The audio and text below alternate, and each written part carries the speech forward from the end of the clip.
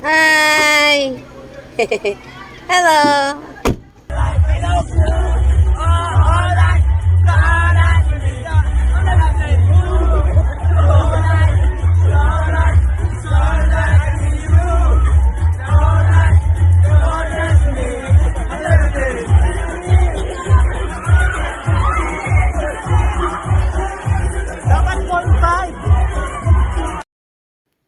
Ayan, video ko lang yung quote ni Aaron kasi narentahan namin to sa Bulacan. Si Aaron na nagrenta nito sa online.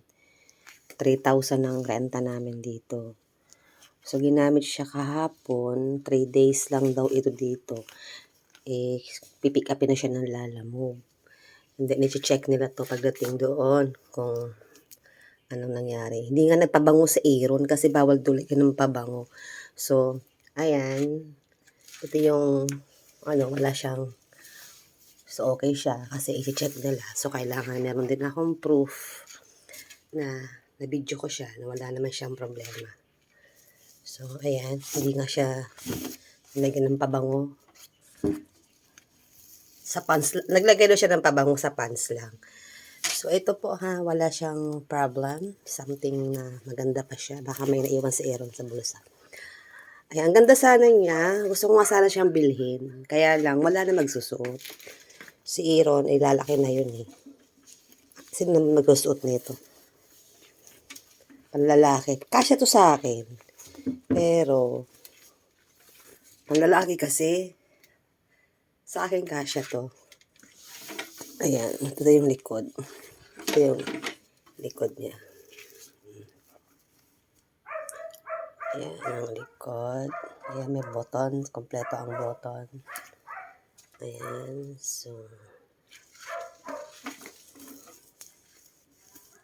Ayan. Hindi talaga maganda pag nag-renta lang kasi hindi mo ma-feel. Gusto ko sarili kong damit.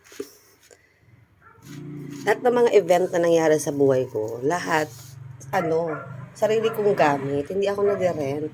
Itong batang to, nagsariling desisyon. Nirentahan daw niya. Dapat kung alam ko lang, bibili na lang kami. Ang dami naman pwedeng rentahan dito sa malapit. May mga ganito nga rin ako sa mga kaibigan ko eh. Nagsariling desisyon tong anak ko, kaya naiinis ako nung nakaraan.